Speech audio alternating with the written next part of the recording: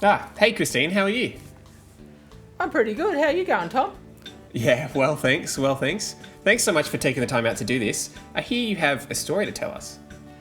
Yeah, have you heard of Patricia Yahembi, our new worker up in PNG? Oh yeah. Yeah, well, she just contacted us a week or so ago and said that she'd been talking to a few of her friends about our Firefish app and had found their language on their phones. And so they got Firefish on their phones and they were really excited. And so they jumped into a dugout canoe and they went paddling off across the river so that they could take the gospel in these recordings to their neighbours in the villages across the river.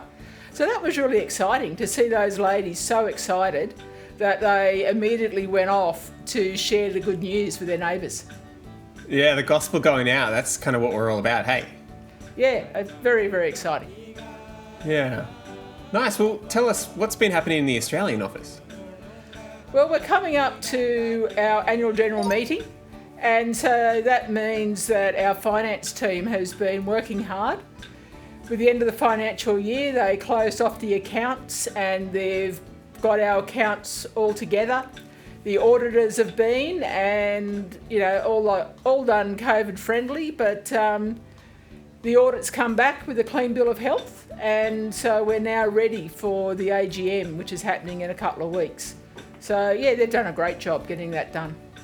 I feel like the finance team isn't often the most appreciated department, but absolutely crucial, hey? Yeah, well, we wouldn't be here if we didn't have them, and they do a great job behind the scenes. Thank you, financial team. So tell me, what's been happening in the rest of the global network? We've had some recent news from Nigeria. Our team there is in Jos, and with COVID and the restrictions, a lot of people have been out of work. And our leader there has been talking about increased violence. There's been more kidnappings, and just with inflation and the lack of work, a lot of hunger around the place. And so it really is a very difficult time for them there. Just recently there were 34 people murdered in a village right next to where they live. And our leader there, Kish, was saying that, he couldn't even sleep with two eyes closed. It was so dangerous. And so they do a great job in a very dangerous place. And just here in the last couple of weeks, they've had 2 car accidents. And that's been expensive and inconvenient, as you can imagine, but thankfully nobody was badly hurt. So we can be thankful for that. But the guys there, they're gearing up for their annual medical outreach.